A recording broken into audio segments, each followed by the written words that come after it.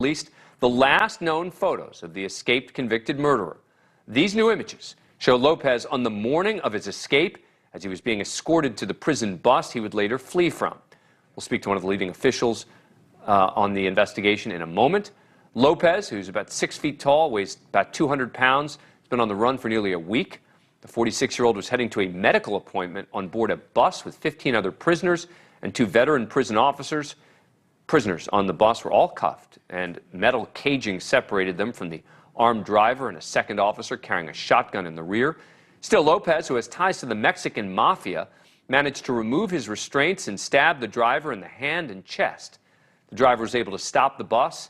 The fight between Lopez and the driver then moved outside, but Lopez was eventually able to get back on the bus, drive off, after a second officer leapt out of the back. The second officer, armed with a shotgun, quickly shot out the bus's rear tires.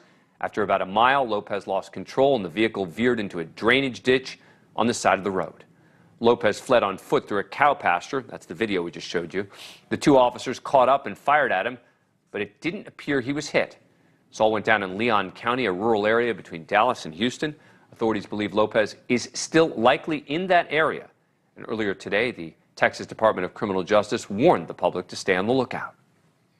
Remain vigilant, remain alert, keep an eye out for anything that might be suspicious on your property. Please don't hesitate to contact the local law enforcement agency if you see or hear anything that is out of place on your property. Please, we want to get him in custody.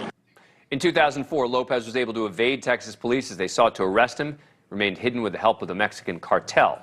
Lopez was able to hide in multiple cities, including Laredo and Rio Grande City. None of the 15 other prisoners aboard the bus escaped custody. Joining me now, once again, is Robert Hurst, spokesperson for the Texas Department of Criminal Justice.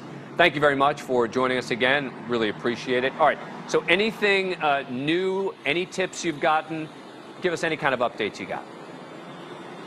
We continue to look for Gonzalo Lopez, and I want to reiterate again, this is the most recent photograph that we have of him. It was taken last Thursday at the Hughes unit in Gatesville as he was boarding that transport bus to come to Huntsville. To refresh your viewers again, we are in Leon County, Centerville, Texas, which is halfway between Dallas and Houston along I-45. The search area is west of Centerville out in western Leon County.